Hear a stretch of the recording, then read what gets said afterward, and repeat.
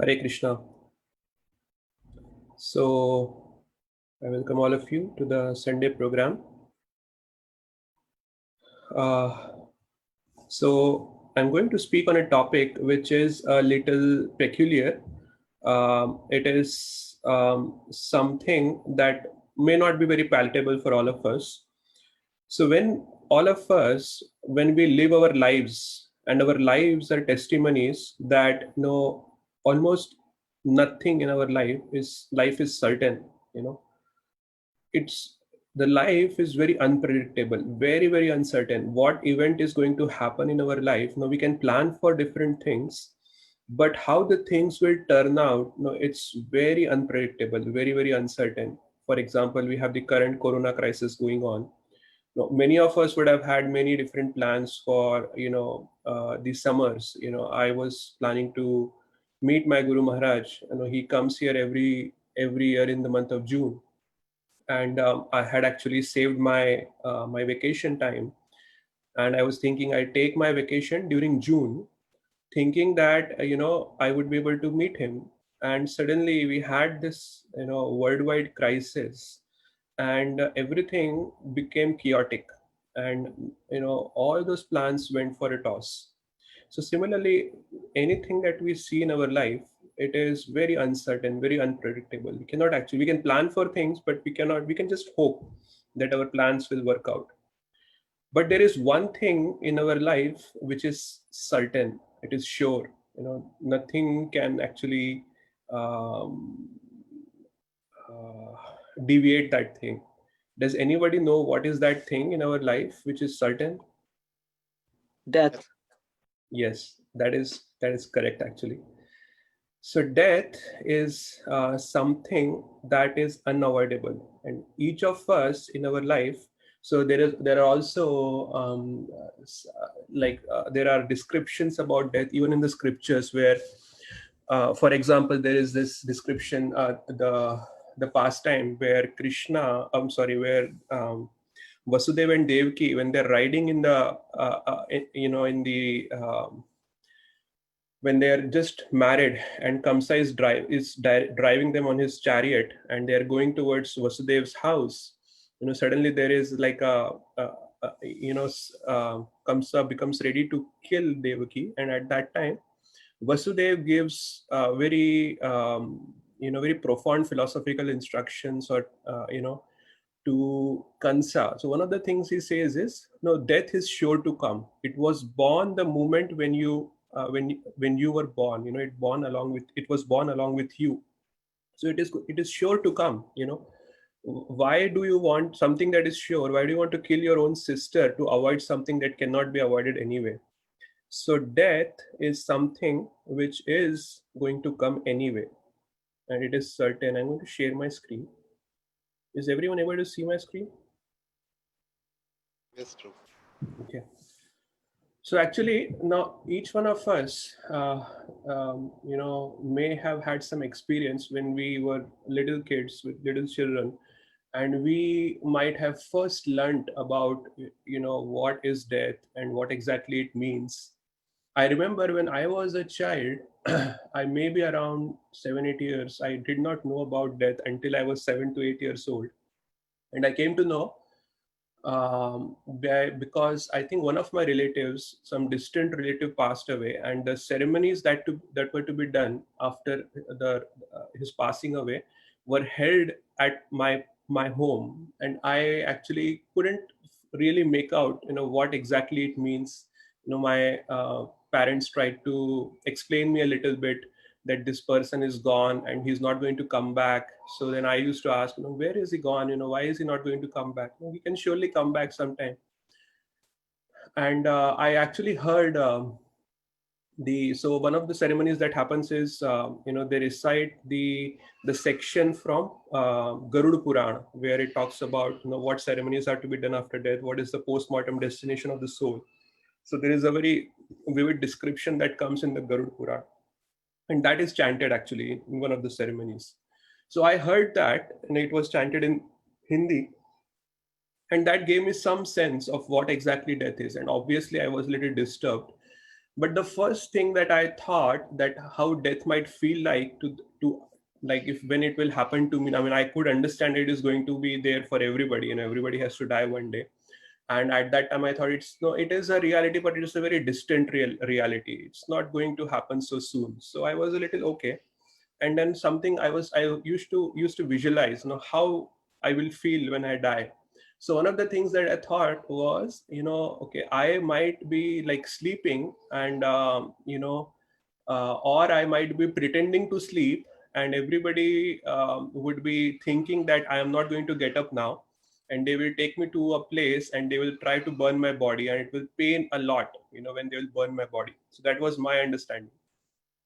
Interestingly, my father, he was visiting, not very recently, in 2016, when my daughter was born. So he was visiting us here in Connecticut. And I don't exactly remember the context, but in some context, my son at that time was about, I would think, 5 years old in 2016. And in some context, my father told my son about death. He was just a 5-year-old little boy. You can imagine how tender that age is. And my son was first not able to understand, what exactly death is. I don't exactly remember in what context he said, but my father very emotionlessly, very heartlessly told him that death means everybody has to die. I will die, your daddy will die. When he was telling to my son, your grandmother will die, your father will die one day, your mother will die one day. So, and that means they will never come back again. And he was so disturbed after hearing this, because for a 5-year old little boy, their world revolves around their parents. They cannot imagine how life would be without their parents. So he was so heartbroken, he was so unconsolable. He was crying for one full day. The next morning he was a little more balanced. He could contain himself a little bit. But this idea of death is very unpalatable. Nobody wants to talk about it. Nobody in my family, when someone talks about death, the first thing that the elders in the family would say is, don't talk about it. Why do you want to talk about these things? Now it's interesting that something that is sure to happen, people don't want to talk about it. The first thing that when we are discussing this topic, we say, okay, understanding death. Now we can ask, okay, how do we understand? Wouldn't we have to first experience it to understand what exactly it is? So actually there could be different sources for our information. In this case, we'll try to look at Bhagavad Gita for our understanding of death. Now interestingly, Krishna talks extensively about death in the Bhagavad Gita, but he doesn't like the way my father explained to my son in a very insensitive way about what death is. Now, Krishna doesn't do that actually in the Bhagavad Gita. He deals with this topic very sensitively. The first thing that he says in the Bhagavad Gita is, natva evaham jatu nasham na tvam neme janadipah na chaiva na bhavishyamah sarve vayam atah param. He says that never was there a time when you did not exist or I did not exist, and never will be such a time in the future that you will not exist or I will not exist or all these kings will not exist. So he tells Arjuna that there is something in us, there's some existence, something that is part of us which will live forever. It's not going to be destroyed. So he first gives that confidence to Arjuna, and from there he starts to talk about death. So he speaks several verses actually about death. 1 second. Okay. So when he starts building upon his discussion, the discussion obviously doesn't just revolve around death, but some of the things that I will just quickly see what he says in the second chapter. Few things, very important things that he talks about death. So after telling Arjuna that that you will live forever, so then he says that actually death is a very natural process, and there is nothing to be disturbed about it. Dehinosmen yatha dehe kaumaram yavanam jara tatha dehantar praptir dhiras tatra namuhayati. As the embodied soul continuously passes in this body from boyhood to youth to old age, the soul similarly passes into another body at death. A sober person is not bewildered by such a change. So he says actually this is a very natural process. Naturally, when the body is born, naturally the same soul that is there in the body when the body is born, the soul remains as it is, but the body changes from boyhood to youth to old age. Similarly, he says, at the time of death, the same soul will leave the body and it will basically go to some other body. So it's a very natural process. You don't have to be disturbed about it. Dhiras tatra na muhayati. Intelligent person, a sober person is not bewildered by such a change. Then he also talks about what is exactly death. He talks about the definition. How do we understand what is death? So he says, Vasamsi jirnani yatha vihai, navani grihanati naroparani, tatha sharirani vihai jirnani, anyani samyati navani dehi. He says, as a person puts on new garments, giving up old ones, the soul similarly accepts new material bodies, giving up the old and useless ones. Now, this definition actually makes a lot of sense. Just so he says that we have that experience. Now he's giving that analogy for us to be able to understand when we wear our clothes, and we just don't throw the clothes when after wearing it once.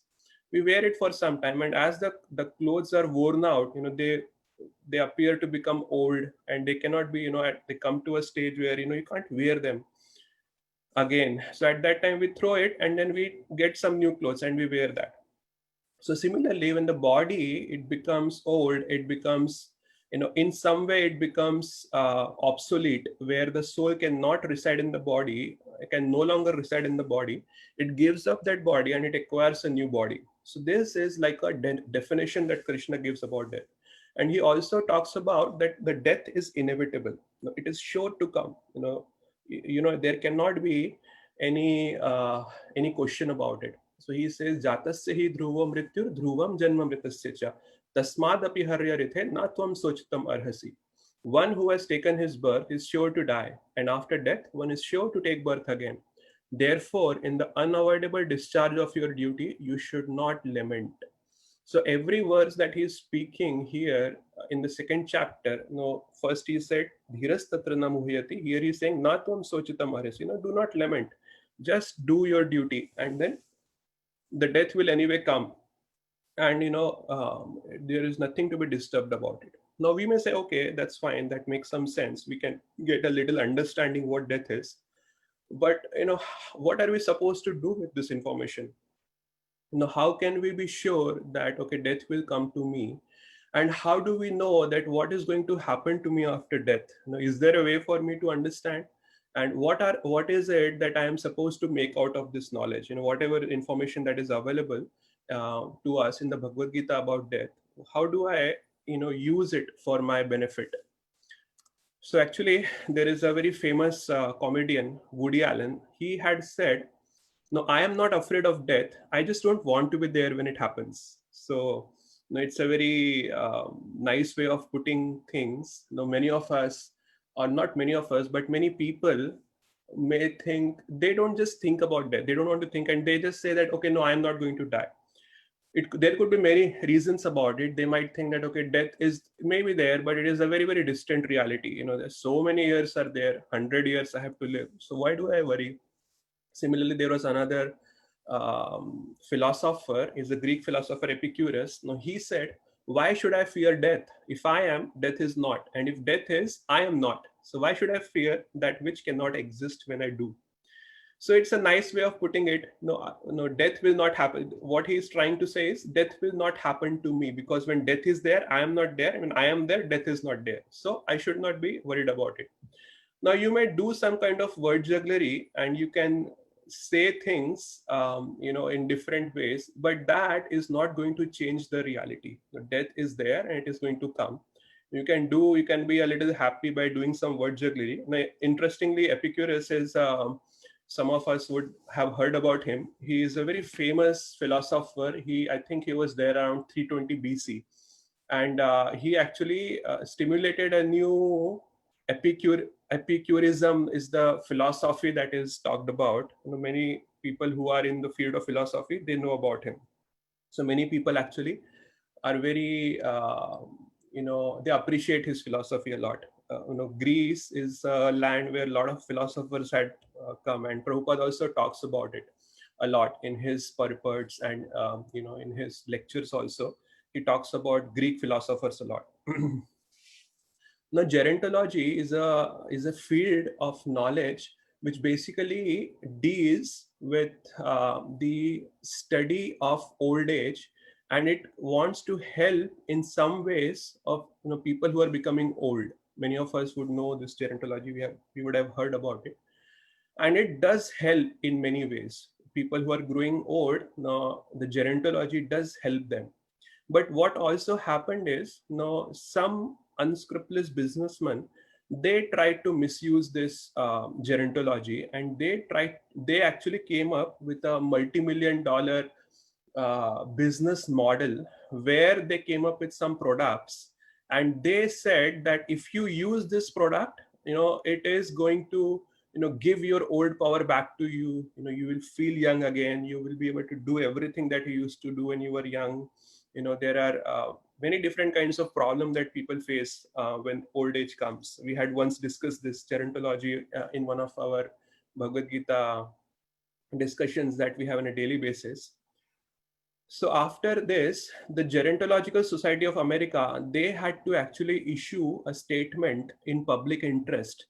Now they said that actually there is no known technology, no medication, no possible way in which by which we can either slow or stop or reverse human aging.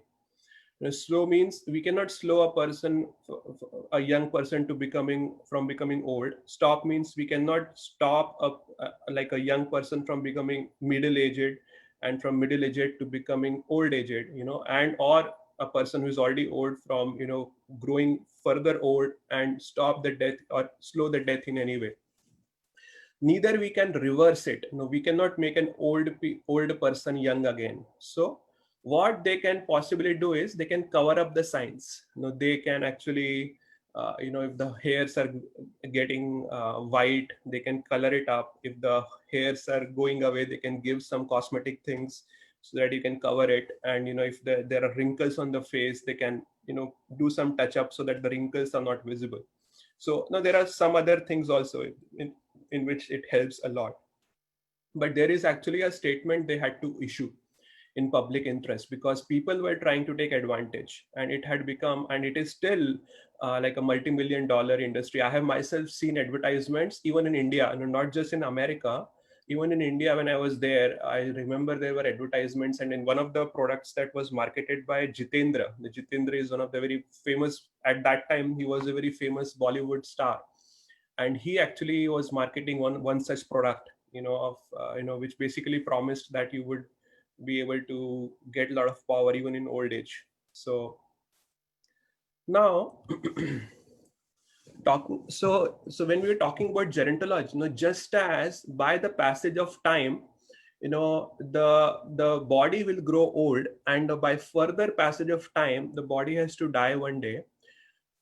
So the passage of time cannot be stopped. So death is going to come, and it is something that cannot be we have no control over it. When it is to come, it will come.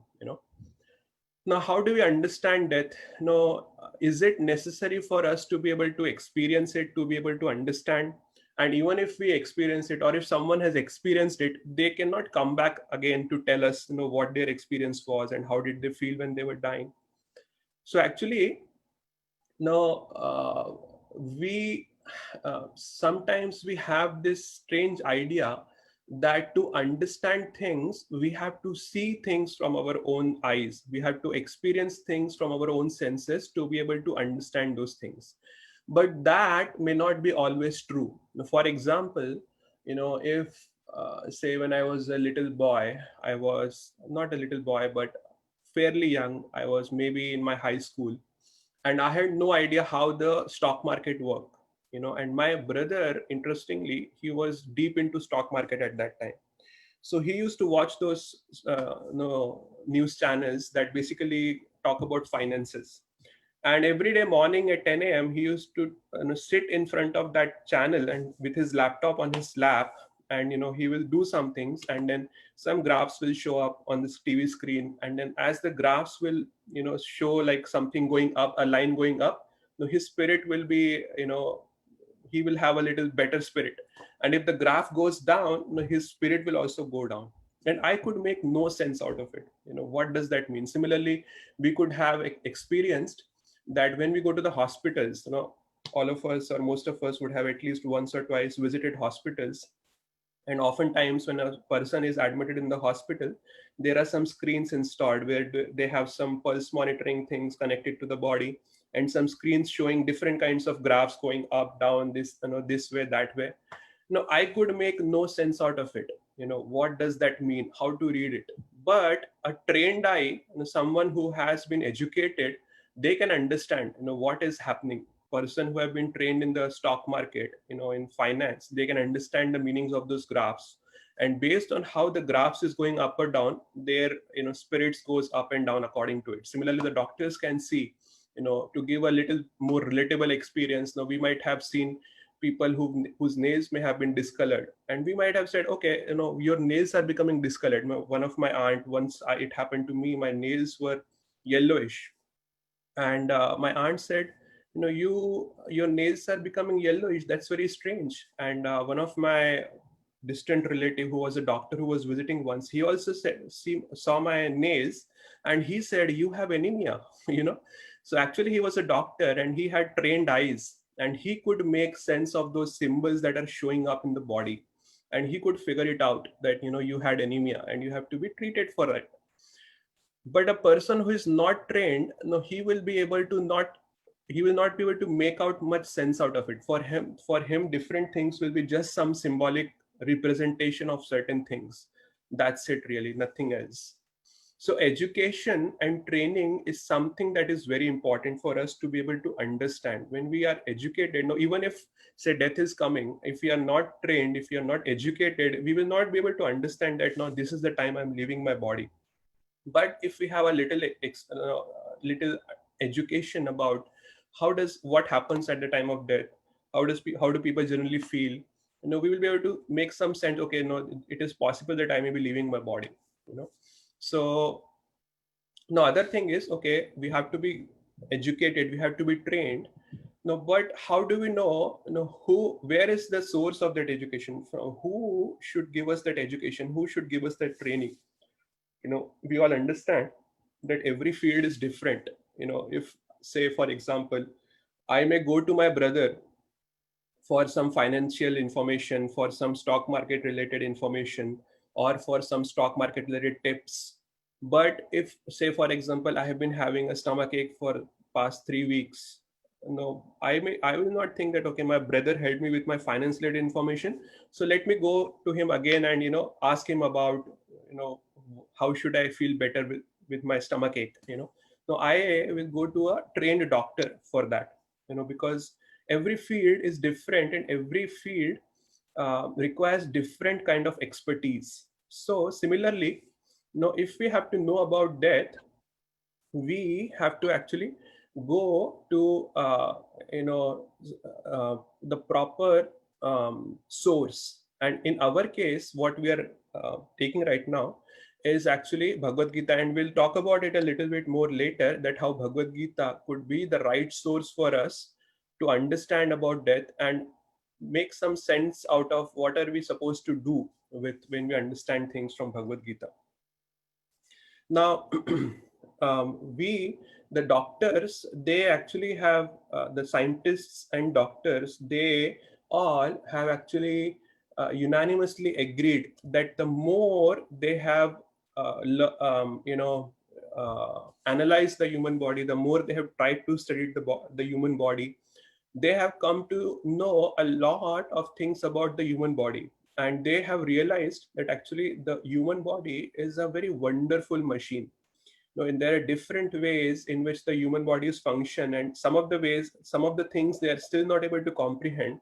For example, a lot of things about brain is still not known. A lot of things are known. Neurosurgery is a field which has given a lot of information about brain, but a lot of things are still, they are little enigmatic for them to be able to understand. But still, whatever they have understood about the human body, they have realized that the human body is a very wonderful machine. And there have been some estimates, like for example, the way the food is digested by the human body. The doctors have said that if so what happens at the time of the digestion, it's not just the food is digested and it is burnt. That when the food is digested, it is converted in energy, and we feel nourished after eating food. So it gives tremendous energy to us after eating food. So the doctors have actually made some um, like guesses about if they have to replicate a mechanical system that can replace the digestive system in the human body. It will cost crores and crores of rupees, or we would say like millions and millions of dollars. It's not very easy to replicate, and it will just give energy to a body which is like a normal human size. They would probably need a factory to be able to develop that kind of a mechanism where the food can be converted into energy and the body can operate based on that. So they have understood that the body is like really wonderful, and they have known a lot of things about body now, and they can fix a lot of things. The modern education has progressed so much, but something that they are not able to understand is the consciousness. What exactly is consciousness?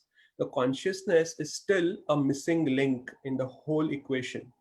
To for us to be able to understand what consciousness means. For example, I say that, okay, I have this hand and I have a wall behind me. you know both of them essentially are made of same matter. If you go to the essential elements or the essential, it is made of atom and molecules, my hand, and the wall is also made of atoms and molecules, but still there is a lot of difference. If I ask any of you, do you exist? No, you would say, then what kind of stupid question is that? You are asking me, I'm already existing. That is why you are asking me this question. So, what kind of stupid question is that? Why do you ask such questions? No, but if I ask this wall, do you exist? No, it exists, but it is not aware of its own existence. So, that awareness about our existence, that is also one way to perceive consciousness. So that consciousness, where does that consciousness comes from? It cannot come from just matter. That is something that science have understood. No material composition can produce consciousness. So far they have made several experiments, even in MIT, which is right here in Boston. They have tried to, they're working on artificial intelligence, and something that is a source of mystery for them is, where does this consciousness come from? They're not able to make some sense out of it. Now there is this famous doctor, his name is Wilder Penfield. I think he passed away in 78, but he did tremendous amount of research in on the human brain. He was an American Canadian neurosurgeon, and he was a Nobel laureate also. He had done 40 years of study on human brain. So he had done several experiments, and so a lot of things that, he is actually known as the father of neurosurgery. A lot of things that is known today in the world of neurosurgery, it is because of him. So he is also one of the historical persons. Canadian government has actually said that he is a historical person, from a history of Canada perspective. So so one of his research that he did was about how the brain exactly works. So, like for example, it is a well-known fact that different areas of brain is, it is connected with different actions of the body. So for example, the frontal lobe of the brain is connected with the motor movement system, the movement of hands and legs in the body. So Dr. Penfield, he Prabhuji, did. Prabhuji, it's motor cortex. Yeah, thank you, Prabhuji. Thank you It's for. not frontal lobe. Frontal lobe is attached with our ego and not the personality and other things. Okay, thank you for By the correcting way, that. many things are known now that our soul uses like there is a scientist at Columbia. He studies how we sense that our hand is here or there, or where do we, put our leg, where we are in the space, because we take these things granted. But some people who don't have that system, they have certain diseases, that system is missing, so their skin can't sense where they are, like where their hand is in the space. So that gives us a system to study part of consciousness, not whole consciousness. Right. Thank you. Yeah. That's interesting.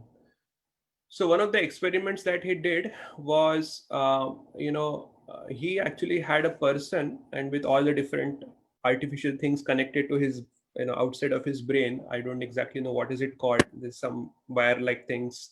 I've seen the pictures of this. But so what happened in that experiment is, they made a person sit down on a chair, and they asked the person to lift his hand. Lift his hand. So when the person lifted this hand, they noticed that a certain area in the brain became activated. They could sense it with the sensors. And then they asked the person to put the hand down, and then asked this person, what happened? So he said, I raised my hand. So they said, okay. Then what they did is, through an external stimuli, they actually activated that area of brain through an external stimuli. And when they activated that, the hand automatically went up, and when they deactivated the stimuli, the hand fell down like this. So they asked this person, what happened? So he said, my hand went up. So they asked, did you raise your hand? He said, no, you did. I did not. So like that, they actually did a lot of study, and they actually activated and deactivated different parts of the brain. And they noticed that while repeating the same experiment, they noticed that different things, different emotions, different mechanical activities happened within the body of the subject. So now there were, in the first case, the subject itself had done certain actions due to which the different areas in the brain were activated. In the second case, through an external stimuli, the brain was activated in different ways. So the point of this, if this experiment was that, in the second case, they knew that how the different areas in the brain were activated. But in the first case, they said, okay, who activated that? It is like pushing a button. If you push a button, something will happen in the body. So in the second case, they knew that the Dr. Penfield or his team had pushed that button, due to which certain things happened in the body. But in the first case, who pushed that button? You might say that, okay, the subject did that, but who is that subject? Where is that exactly is that subject? Is it in the brain? So like that, they did various studies on the brain, and then Dr. Penfield actually wrote a book, which is a very famous book. Many of even people who are in the non-medical field might have read that book. The book is called as The Mystery of the Mind. In that book, he actually makes a very important statement. He says the source of consciousness is extracerebral. Now, before that, the idea that the medical field had was that the source of consciousness is the brain. Consciousness is there because of the brain. But through his experiments, he could prove that the source of consciousness is not in the brain. It is something external to the brain.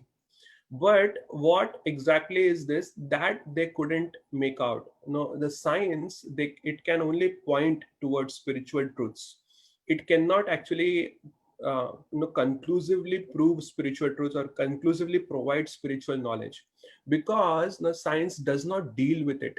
Science actually operates on a principle that is known as fundamental naturalism. And what it means is basically trying to find natural causes for natural phenomena. So it doesn't deal with anything spiritual. It deals only with matter.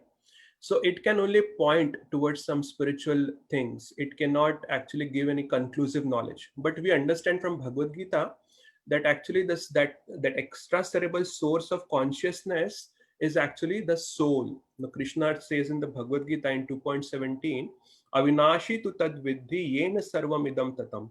Vinasham avayasyasya na kaschit kartum arhati. That which pervades the entire body, you should know to be indestructible. No one is able to destroy that imperishable soul. So actually, the soul, because it is consciousness, that is actually indestructible. The body is made of matter, and that is why it can be destroyed. But the soul is not made of matter, it is spiritual, and therefore it is it is indestructible. Now further in the 13th chapter, now Krishna gives two examples basically that tells us how the body relates with the soul. So the first example is, he says, the sky, due to its subtle nature, does not mix with anything, although it is all pervading. Similarly, the soul situated in Brahman vision does not mix with the body, those situated in that body. So what it means is, the soul and body are two different, distinct entities, and they don't mix with each other. In the second example, 13.34, Krishna says, O son of Bharata, as the sun alone illuminates all this universe, so does the living entity, one within the body, illuminate the entire body by consciousness. So actually, the soul radiates the consciousness throughout the body. This is what Krishna says in the Bhagavad Gita, and he uses the analogy of how the sun is situated at a distinct, or at a distant place in the universe, but actually it illumines the whole universe. It also illumines the earth. So, but the sun does not just illumines the earth; it also activates the earth. Now, what does it mean? It activates the earth. All the different food that is available on earth, all the temperature which is required to maintain life on the earth, all that is there on the earth because of the presence of sun. So it activates the earth, because without sun, the earth cannot function. There could not be any life that can be sustained on this earth. Similarly, the soul not just illumines the body, it also activates the body. Without the presence of the soul, the body cannot function. Body is just made of dead matter. What makes the body living is the presence of the soul. So that consciousness is the defining energy of the soul. That is essentially the difference between a living body and a dead body. So Krishna actually gives very lot of examples that really make sense. He uses analogy with which we can relate easily. Now, death, so by understanding this, we can understand that actually death is an event, and it is not just any event, it is the most important event. And in one way, Bhagavad Gita, what it does is, it basically prepares us for this death. It is interesting to note that although the immediate purpose of the Bhagavad Gita is to convince Arjuna to fight the battle. That is one of the immediate purpose. Now Krishna speaks the whole thing because he wanted Arjuna to fight. Arjuna had given up the spirit to fight the battle, and Krishna spoke the whole thing because he wanted Arjuna to fight. And obviously the other purposes were there. He wanted to give the spiritual education for all of us through Arjuna, and that is one reason also because of which Bhagavad Gita was spoken. But still, the immediate purpose was to make Arjuna. It was like a call for action for Arjuna to do action on the battlefield. But still, if we look at Bhagavad Gita and if we study it carefully, we will see that the call for action in the Bhagavad Gita may be there for a few times. The call for action on the battlefield, it could be there maybe for less than say 20 times. But if we count the number of verses which have explicit or implicit references to death, you will be startled. There are hundreds of such verses. There are verses which explicitly talk about death. Almost in every chapter there are multiple verses that talk about death, either explicitly or implicitly. For example, we are right now, people who attend the daily Bhagavad Gita class, we just discussed in the 14th chapter we are discussing right now, we just discussed the people who live in the mode of goodness. They actually go to Uttam Vidan is the word used. They go to the planet of sages. People who live in the mode of passion, they stay where they are, and people who are in the mode of ignorance, they go down to the lower planets. Similarly, in the 13th chapter, Krishna had made several references to death. No, he actually said, Janma Mrityu Jara Vyadhi Dukkha Doshanu Darshanam, very famous verse from the 13th chapter. Again, in the 12th chapter, Krishna had said, now I'm just giving some examples of how there are references about death in different chapters of Bhagavad Gita. Almost every chapter it is there. So in the 12th chapter, Tesham Aham Samudharta Mrityu Samsara Sagara, I personally come and deliver from this ocean of death. So that is what Krishna had said in the 12th chapter. In the 11th chapter, there is a very graphic visualization of death. He says, Kalosmi Lokakshay Krit Pravriddha. The time I am the destroyer of all world. And there are several references to death in the 11th chapter. And very graphically, it is represented that all the Kuru army is entering into the mouth of the Kala Rupa, and they are very ferociously being chewed by the Kala Rupa. In the 10th chapter, if you remember, Krishna had said, Mrityu Sarva Haras Chaham, I am death that takes away utterly everything. In the 9th chapter also, Krishna had talked about death several times. Actually, he had said that how people after death, people who had worshipped the demigods, they will go to the planets of demigods. People who have worshipped the ghosts and the ancestors, they will go to those planets. Like that, there are several verses in the 9th chapter where he talks about death. In the 8th chapter, it is a chapter actually about art of dying. He explains how to die and what consciousness to die, and what would be the destination of a person depending on in what consciousness the person is dying. So like that, there are several explicit references, and there are implicit references also. For example, if we look at this verse from the 2nd chapter, Neha bhikrama nashosti pratyavayo na vidyate swalpam api asya dharmasya trayate mahato bhayat. He says just a little progress on this path, it can save the person from from a great danger. So acharyas have explained that great danger is after death. It will prevent the person from slipping to an animal body, but there is an implicit call to death over there. After death, the person will not attain an animal body, he will retain a human form of life. So like that, there are several references about death. So what Bhagavad Gita does is, in a subtle way, it prepares our consciousness for that something that is inevitable in our life, something that is sure to come. Death is an event for for the soul and even for the body. And we have to actually prepare ourselves, and Bhagavad Gita does that very in a very methodical way. It prepares our consciousness. Similarly, if you look at Srimad Bhagavatam, now it is very significant that in the Bhagavatam, the whole theme is around, the theme of the Bhagavatam is Parikshit Maharaj is about to die in 7 days, and then he asks a question: what is the dharma, what is the duty of a person who is about to die in the next 7 days? So that is the defining question of Srimad Bhagavatam. Every scripture that we have, it has a defining question. So the defining question of Bhagavatam is, what is the duty of a person who is about to die in 7 days? Similarly, in the Bhagavad Gita, it also actually starts with Arjuna's fear of not just death for him, the death for everybody. The verse that starts discussion about the whole discussion that comes. So in 2.6, Arjuna says, Na chaitad vidmaha kataran nagariyo yadva jayeyu yadivano jayeyu yaneva hatva na jiji vishamas te avastitha pramukhe dharta rashtraha. He says, no, I don't,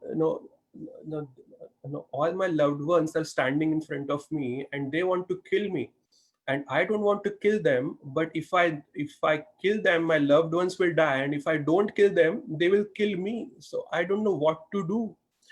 So this, whatever experience that, whatever emotional distress Arjuna was facing, it was because of fear of death. He did not want his loved ones to die. At the same time, he did not want his loved ones to kill his own brothers or him. That was his dilemma. And then in that situation, in verse 2.7, he surrenders to Krishna. He says, Dharma sammud chetaha. I don't know what is my dharma. Please tell me. So the defining question of Bhagavad Gita is also, what is dharma? So every scripture in that way, we see that it has a defining question, and the defining question of Bhagavad Gita and Srimad Bhagavatam, it is very pertinent for the discussion that we are having. Now, if we understand that, okay, death is an event, so what happens at that event? I'm going a little fast now because we don't have much time.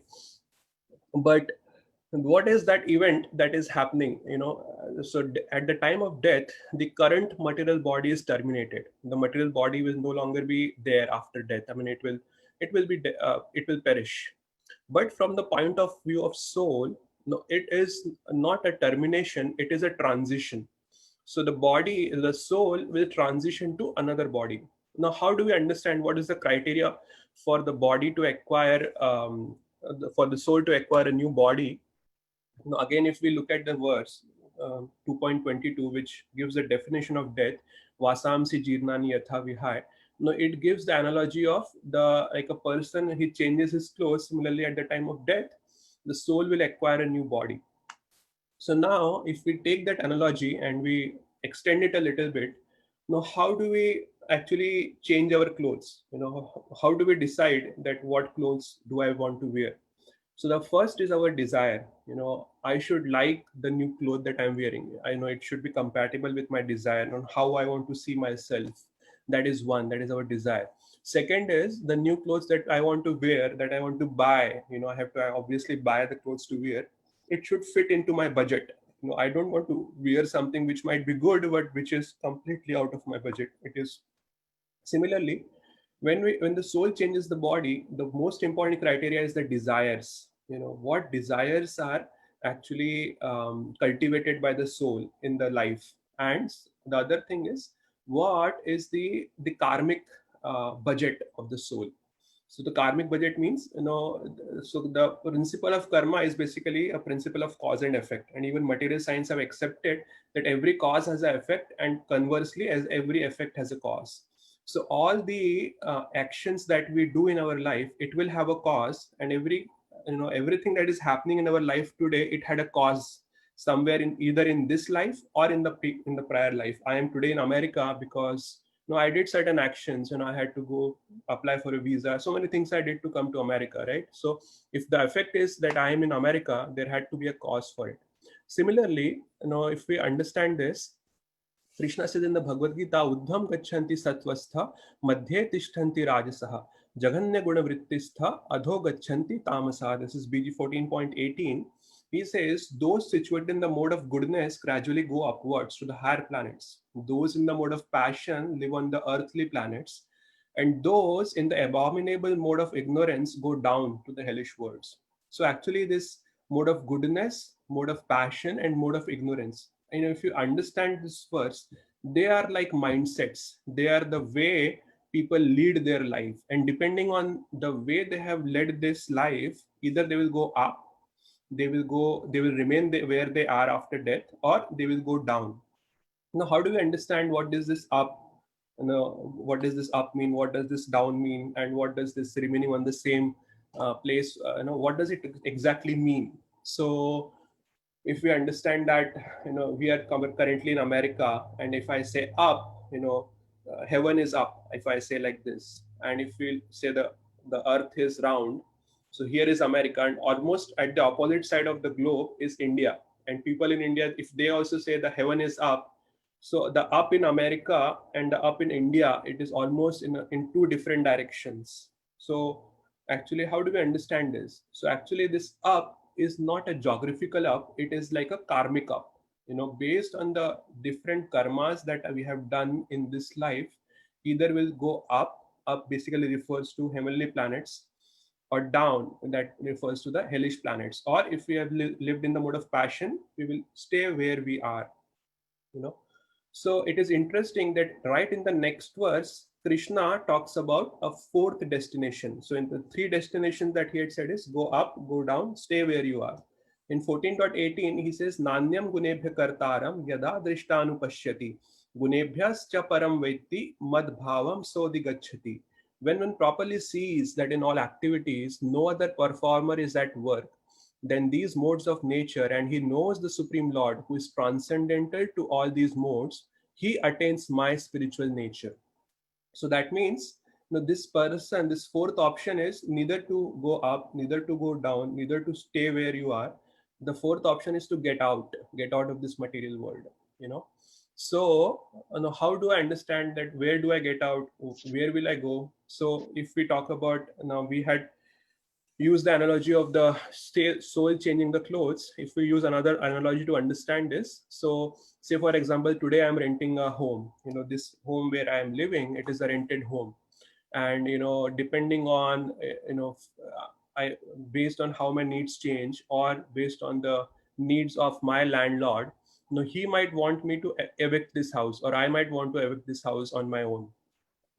So the rented house is like a temporary house, and depending on my budget and my desires and my needs, I might go to another house, or depending on whether I might be forcibly evicted of the house because my landlord wants me to evict it.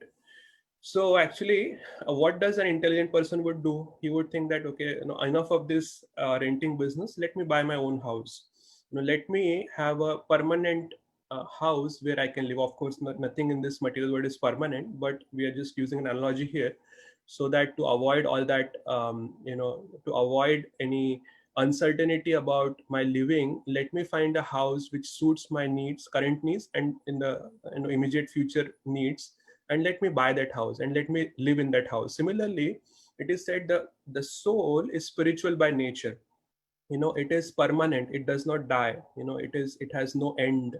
So it keeps getting in the material world. Even if it goes up, that whatever body up means, it will get a better body, healthy body, a more beautiful looking body, more opulent body it will get. And the soul will be able to better do sense gratification with those bodies, whatever is available up from a karmic up perspective. So, but again, it is temporary. So the better option is to actually aim for something that is permanent. So that is actually attaining a spiritual body. So now someone might say that, okay, is spiritual world real? Does spiritual world exist?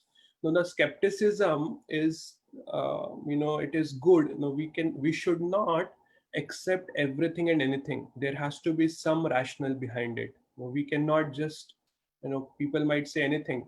They might say tomorrow that, uh, anything. For example, I'm not going to go into the details, but skepticism, it also has its limitation. The limitation is it can only tell us what is not right. It can what is wrong. It cannot tell us what is right. you know so it can only, if we are just skeptical about everything.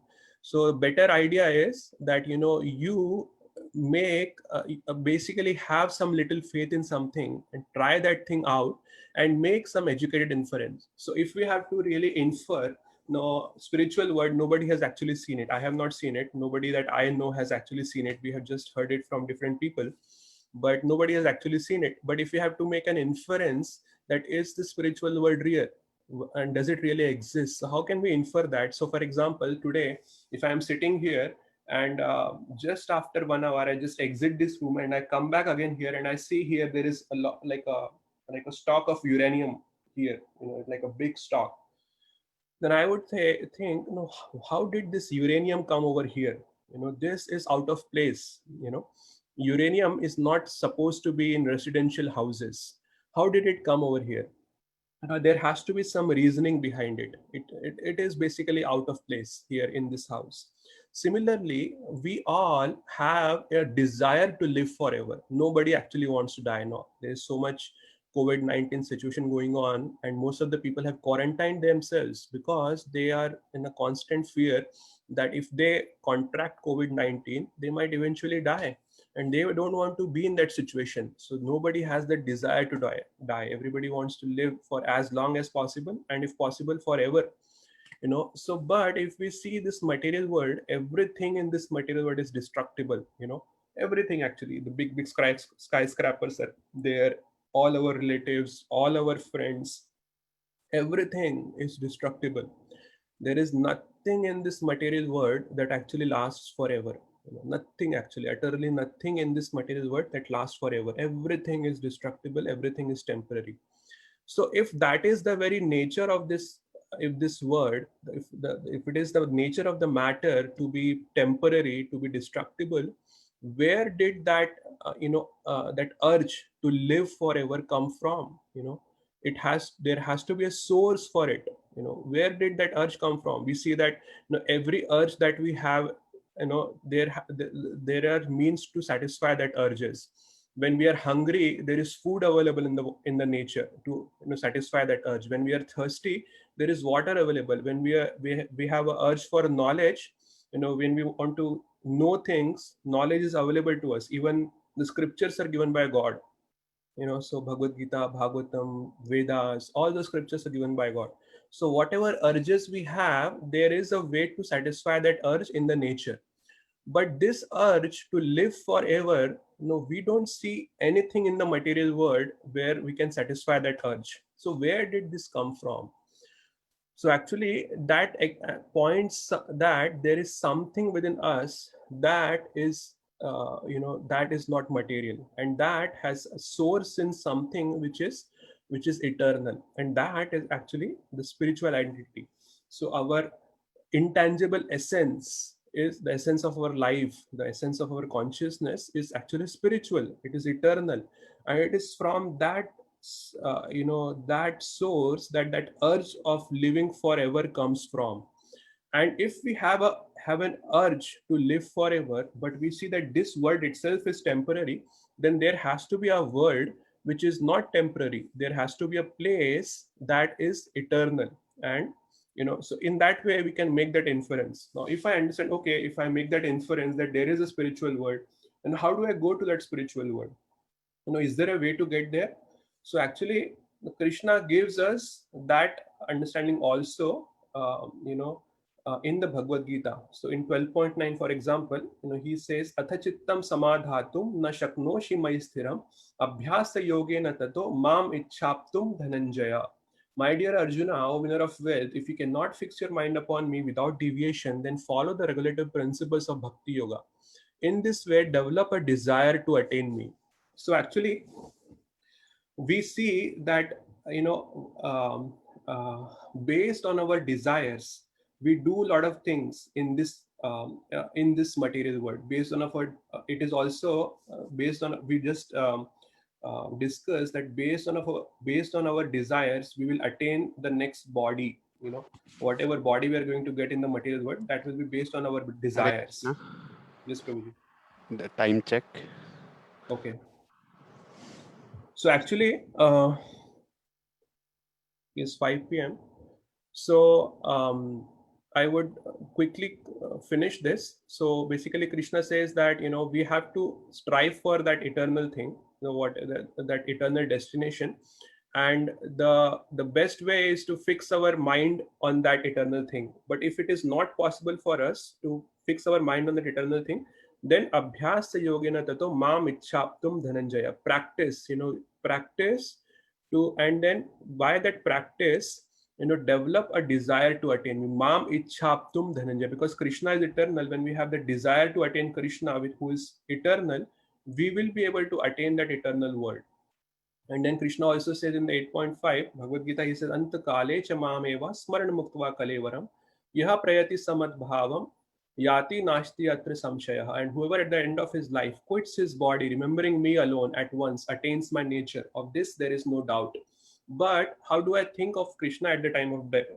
At the time of death, it is mentioned. Even I think Radhanath Maharaj also mentioned in one of his lectures, and even scientists have found that when we are in a lot of pain, our mind naturally gravitates to that thing, that event, that relationship where we have found the most comfort, we have found most security. So our mind naturally gravitates toward that thing. So if we practice to find that comfort in Krishna, in the either through the holy sounds or in some kind of remembrance of Krishna, only at that time we will be able to think about Krishna at the time of death. Because at the time of death, it is mentioned even in the scriptures that the soul is in a lot of pain. So we can only think about Krishna at the time of death if we have practiced throughout our life. And that's why Krishna also says in the 2 verses later, he says, Tasmat sarveshu kaleshu mam anusmaran yuddhacha mai arpit mano buddhir mam evishyasya samshaya. Therefore, Arjuna, you should always think of me in the form of Krishna, and at the same time carry out your prescribed duty of fighting. With your activities dedicated to me and your mind and intelligence fixed on me, you will attain me without doubt.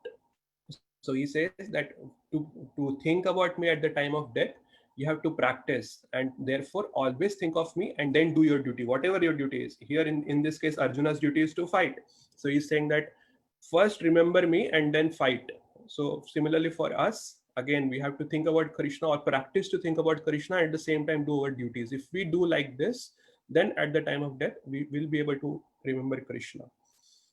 So, I mean, I want to talk a little bit more, but I don't think we have enough time to talk about it. I'll quickly stop here and see if there are any comments or any realizations or any questions, just one or two quickly. Prabhuji, I would like to comment that you said it's subtle. It's not subtle in Bhagavad Gita. It's very clear. Yeah. We So many should people don't catch that, Prabhuji. That's why I said that. many Swamiji say that we learn how to die. Exactly. Then we live. Otherwise, if we master how to live, we are not teaching art of living. Right. You know, they say we are teaching art of dying. When we'll master art of dying, then we live actually. Right? Exactly. I mean, I agree with you, Prabhuji. it's not, we can't understand now, you know, by, you know, I mean, Maharaj left us, you know, it's very difficult to understand, you know. It's not one day, we have to practice whole life that, you know, Exactly. death.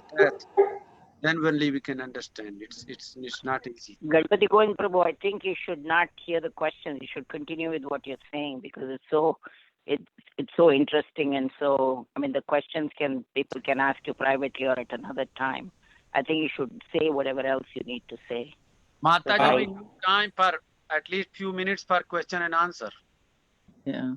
And Ganapati Govind, I wanted to make a comment that you said that the body, you know, we have so many, the body is like a machine, but there are so many models. If we think about it, it is like a car, and you said a doctor knows how to fix it, but a car model, you know, like there are so many models, and the mechanic can generally fix a car, but there are specialized, each model is a specialized model. And if we imagine it, every one of our bodies is a really very specialized model, you know. A doctor might generally know how to fix it, but particularly each body is ever so slightly different. I agree. Mataji, Ganapati Govind Prabhuji, I would like to mention Prabhuji. Can I mention? Yeah, go ahead, Prabhuji. They are studying, I studied consciousness for the last 14 years at Yale. Oh, and they are studying consciousness for more than 100 years. Okay. Now they are thinking to propose Bhagavad Gita, that is Wow, that's nice. transcendental theory of consciousness. So it's not easy to understand. I will share a book in the group. There is a Nobel Prize winner scientist from Germany. He wrote on the human body that it's a miracle. We can't understand. It's very famous book. Interesting, Prabhuji. What's the name of the book you said? Just a machine, you know. We say that we are studying model, but it's not just only model. Yeah, I mean, people are making living. You know, that's okay. We are understanding Krishna's energy. That's what Swamiji says. You know, Prabhupada said that we are studying Krishna's energy. That's all scientists are doing. When they will approach nearing Krishna's understanding Krishna's energy, then they will realize who is the powerhouse, who is the, you know, giving all this, you know, power. So then they will turn to Krishna. Yeah. Thank you, Prabhuji. I think we should stop here. Mataji is ready for the Aarti, so let's not spend any time. Thank you, everyone. Thank you for joining. Let's continue with the Aarti now. Hare Krishna.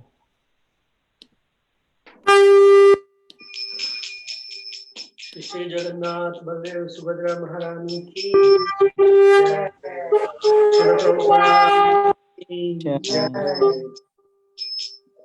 नमो विष्णुपादाय कृष्णप्रेष्ठाय श्रीमते भक्तिवेदान्त स्वामी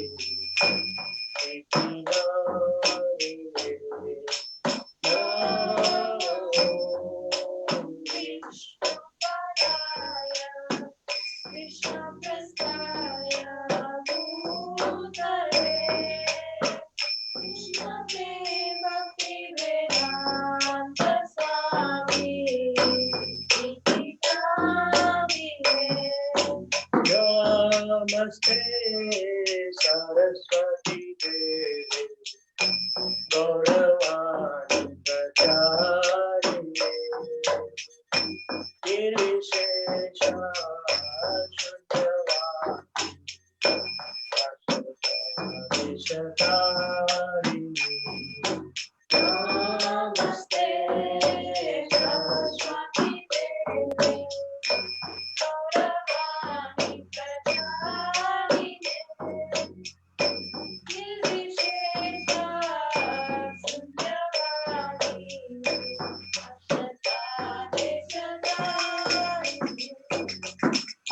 Ivo Jaya Jaya Gora Chande Arati Kusho Ivo Jaya Jaya Gora Chande Arati Kusho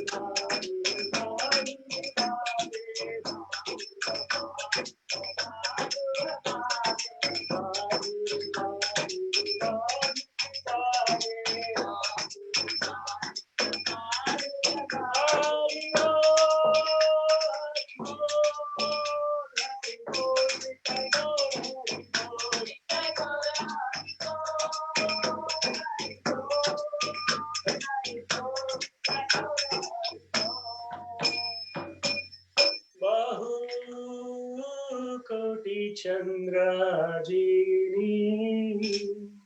Vadana Ujjwala Bahu Koti Chandrajini Vadana Ujjwala Bala Deshe Bala Kore Jala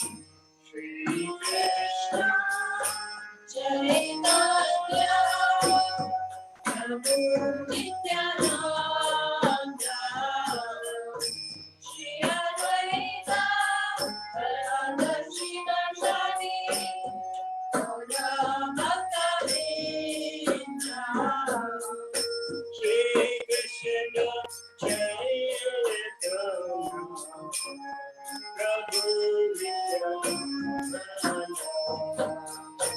Shri Advaita Gadadhara Srivasadi, Gaura Bhakta, Jaya Shri Krishna Chaitanya, Prabhu Nityananda, Shri Advaita Gadadhara Srivasadi, Gaura Bhakta, Jaya Shri Krishna Chaitanya, Prabhu Nityananda, Shri Advaita Gadadhara Srivasadi, Gaura Bhakta, Jaya Shri Krishna Chaitanya, Prabhu Nityananda, Shri Advaita Gadadhara Srivasadi, Gaura Bhakta, Krishna Krishna Krishna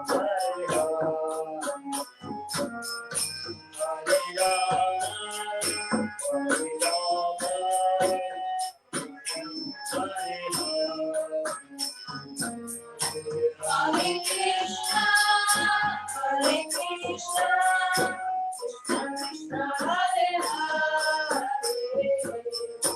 Hare Rama, Hare Rama, Rama Rama, Hare Hare, Hare Krishna, Hare Krishna, Krishna Krishna, Hare Hare, Hare Rama, Hare Rama, Hare Hare Krishna, Hare Krishna, Krishna Krishna, Hare Hare, Hare Rama, Hare Rama, Rama Rama, Hare Hare, Hare Krishna, Hare Krishna, Krishna Krishna, Hare Hare, Hare Rama, Hare Rama, Rama Rama, Hare Hare, Hare Krishna, Hare Krishna, Krishna Krishna, Hare Hare, Hare Rama, Hare Rama, Rama Rama, Hare Hare, Hare Krishna, Hare Krishna, Krishna Krishna, Hare Hare, Hare Rama, Hare Rama, Rama Rama, Hare Hare, Hare Krishna, Hare Krishna, Krishna Krishna, Hare Hare, Hare Rama, Hare Rama, Rama Rama, Hare Hare, Hare Krishna, Hare Krishna, Krishna Krishna, Hare Hare, Hare Rama, Hare Rama, Rama Rama, Hare Hare,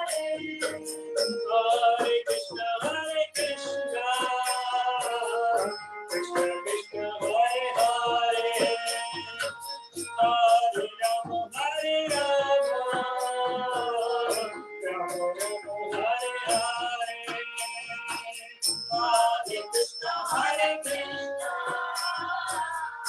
Krishna Krishna, Hare Hare, Hare Rama, Hare Rama, Rama Rama, Hare Hare, Hare Krishna, Hare Krishna, Krishna Krishna, Hare Hare, Hare Rama, Hare Rama, Rama Rama, Hare Hare, Hare Krishna, Hare Krishna,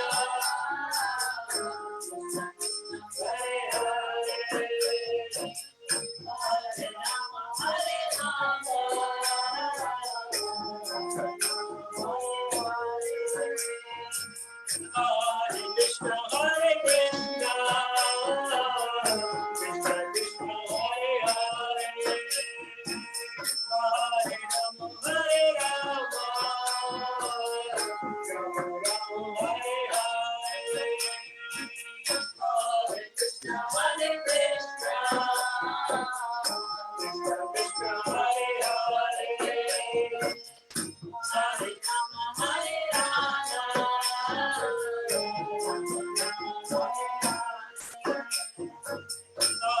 Krishna, Hare Krishna, Krishna Krishna, Hare Hare, Hare Rama, Rama Rama, Hare Hare, Hare Krishna, Hare Krishna, Krishna Krishna, Hare Hare, Hare Rama, Hare Rama.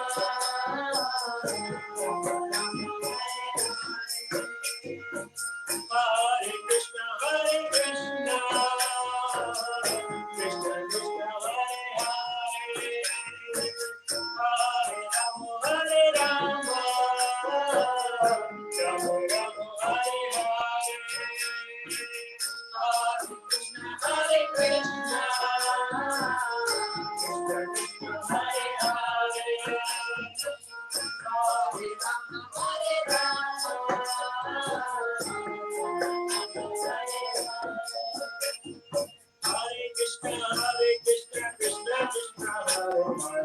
Hare Rama.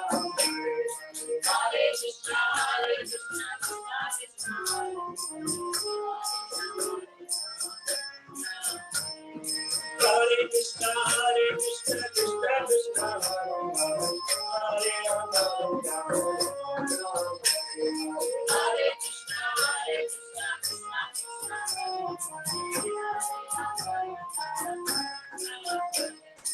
Hare Krishna, Hare Krishna, Krishna Krishna, Hare Rama, Rama Rama, Hare Krishna, Hare Krishna, Krishna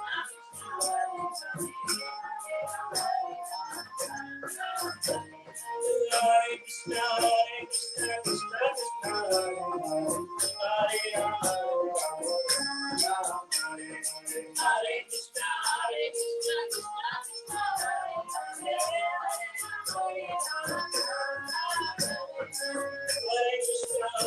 Krishna, Krishna Krishna,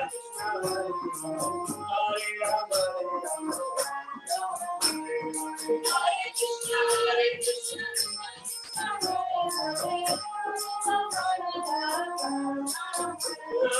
Krishna, Hare Krishna, Krishna Krishna, Hare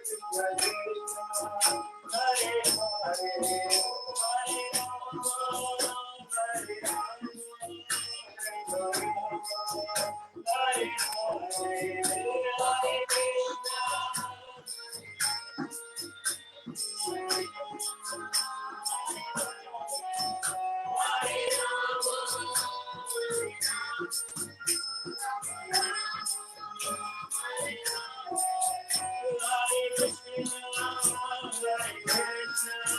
Krishna Krishna, Hare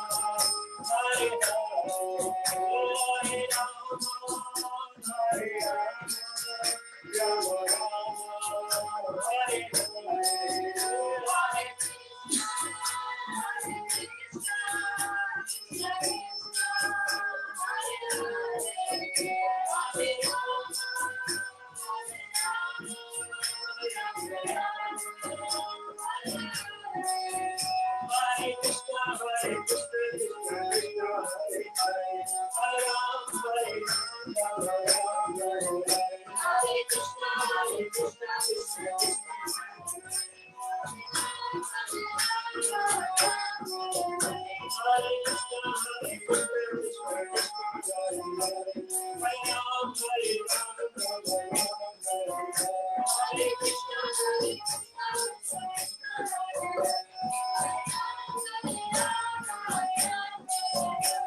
Hare Krishna, Hare Krishna, Hare Krishna, Hare Hare,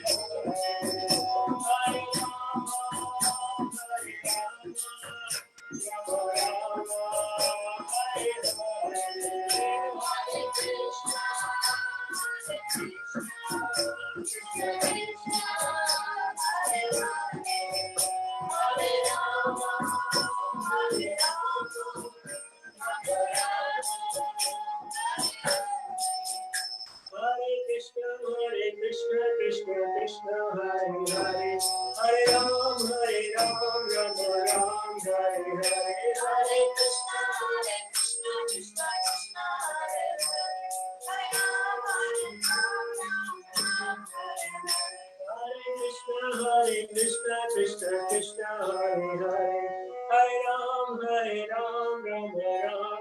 Hare Krishna, Krishna Krishna, Hare Hare, Hare Ram, Ram Hare Hare.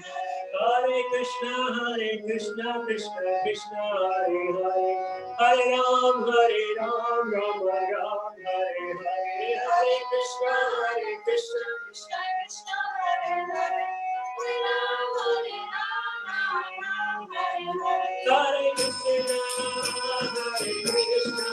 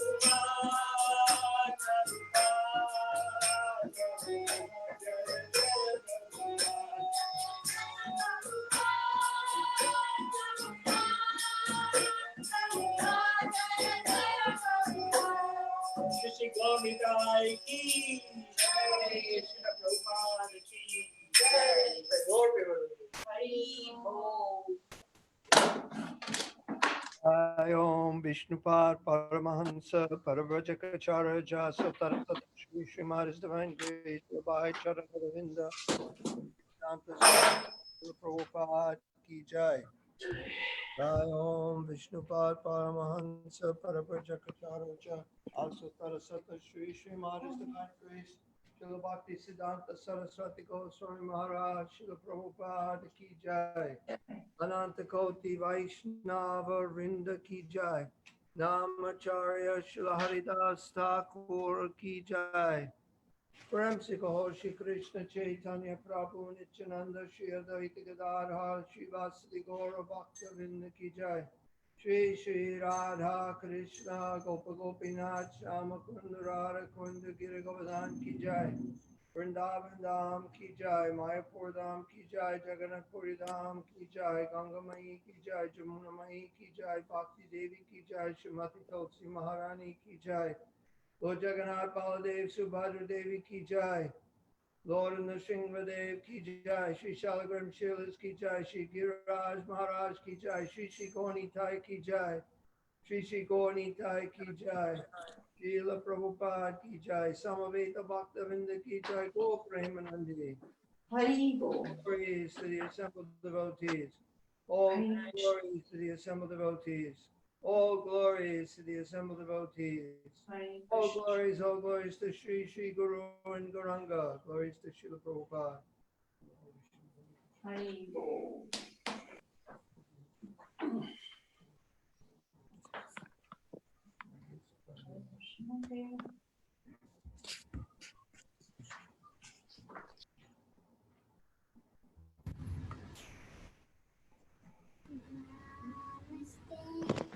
Go ahead.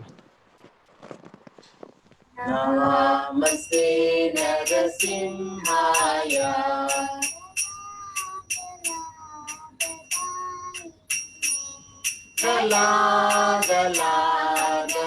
Daladayine.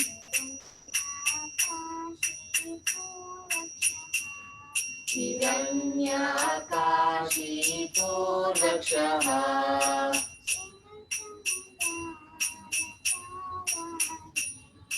Shilatankanakalaye.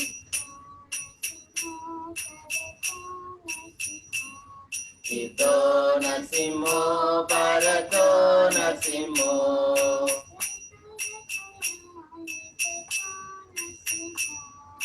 Yato yato yami tato nasimo.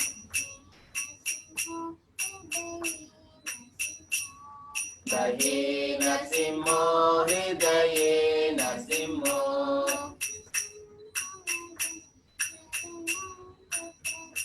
Narasimhamadim sharanam prapade.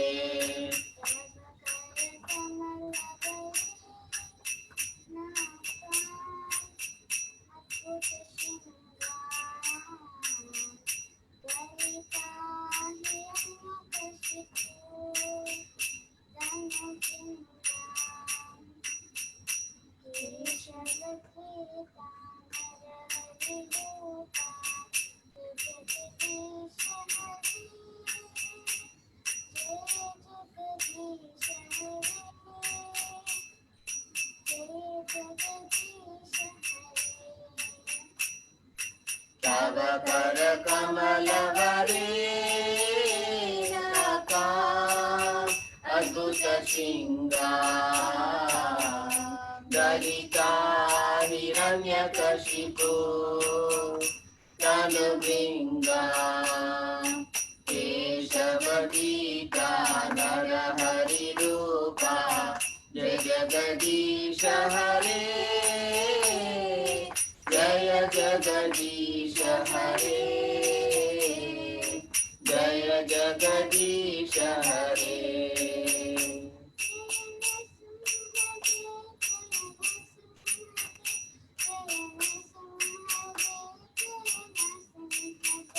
Jaya Nasimhade Jaya Nasimhade Jaya Nasimhade Jaya Nasimhade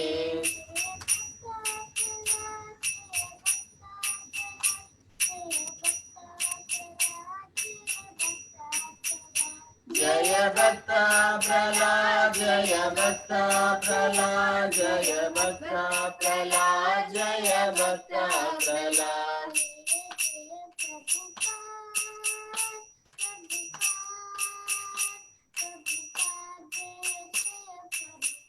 Jaya Jaya Prabhupada Prabhupada Prabhupada Jaya Jaya Prabhupada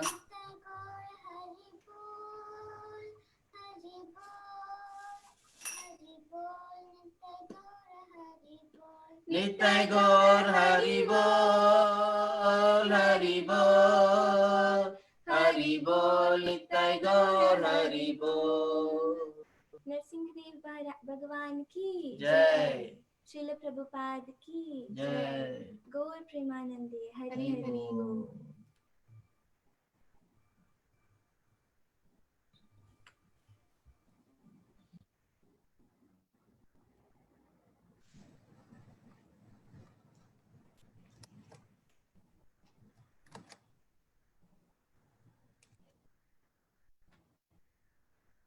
Rasraj Prabhu, I would like to share my screen now. Yes, Mataji.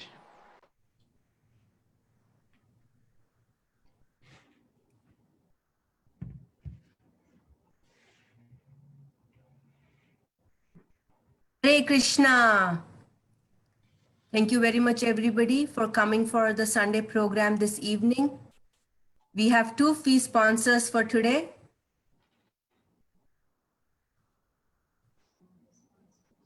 Anonymous is sponsoring for Nand Gopal's birthday. Hari Bol. Jairam Prabhu and Padmaja Mataji are sponsoring for their younger daughter Krishna Lalsa's birthday. Hari Bol.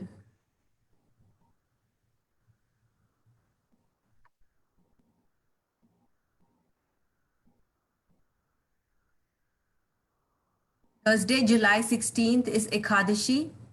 It's fasting from grains and beans.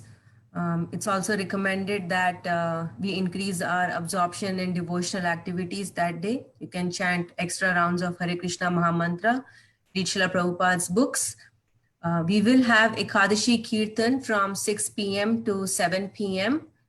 on ISKCON Connecticut's Zoom login information.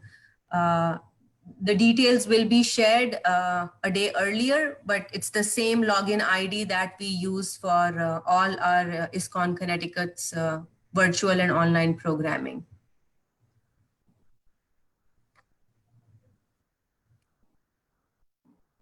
For those of you are not aware, Krishna Camp for Children started last week.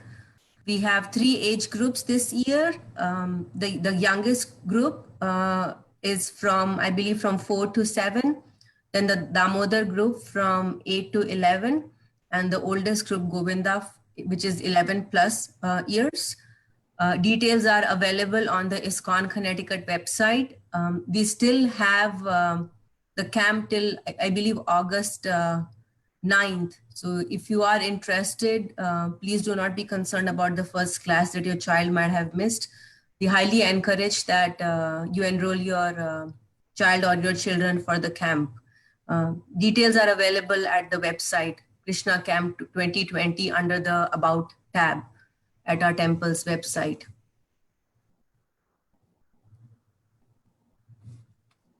Next on the screen is are the details of all the programs that we have available through our ISKCON Connecticut Zoom channel.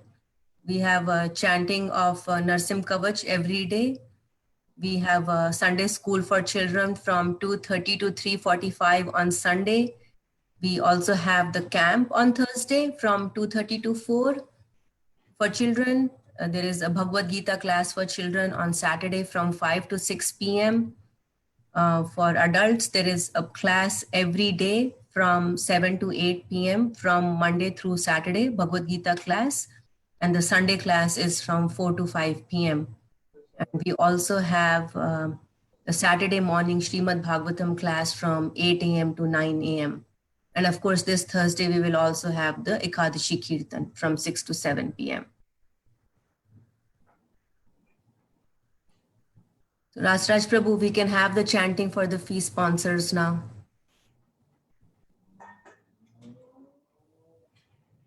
Yes, Mataji.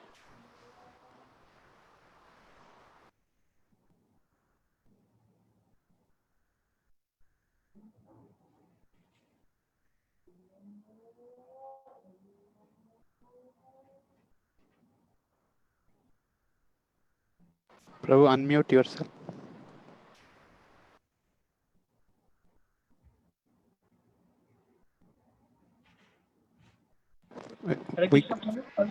Yes, now we can. Now? Yes.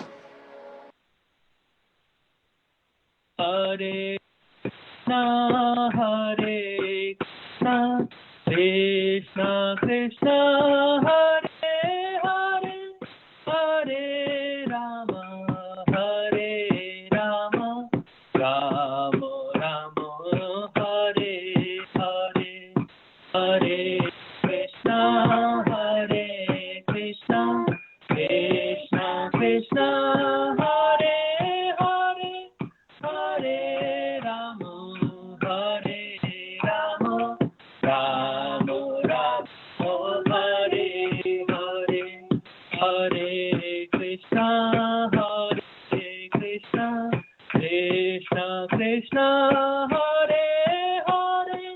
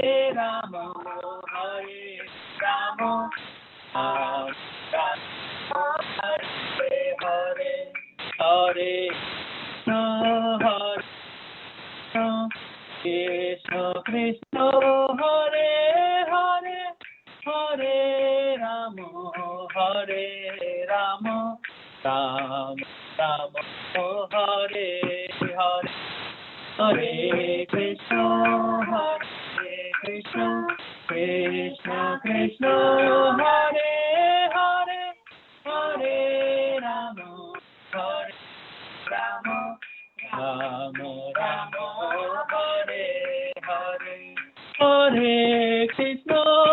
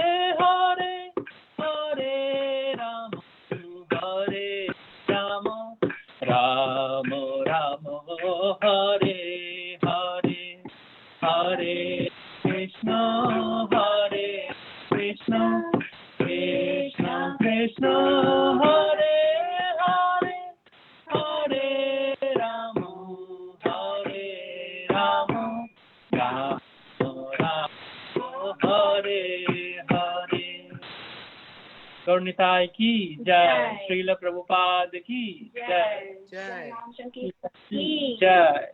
जय।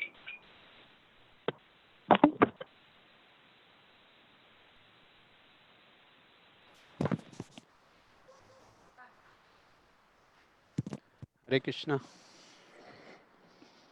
Raj Prabhu, we'll invite all the kids to sing a birthday song for Krishna Lalsa now. Okay. Okay, so is the gang ready? I don't see the oldest kid online, so. Hare Krishna to you. Hare Krishna to you. Hare Krishna, dear Krishna Lal.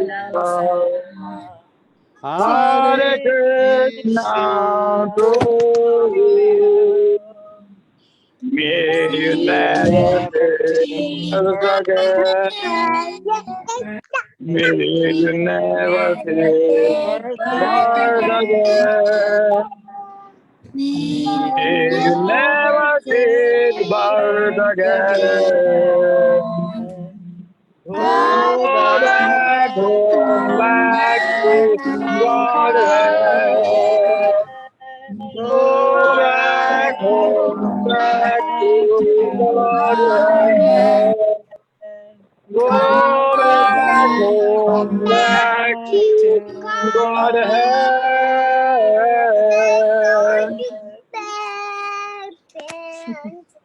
How old are you? Whose birthday was it?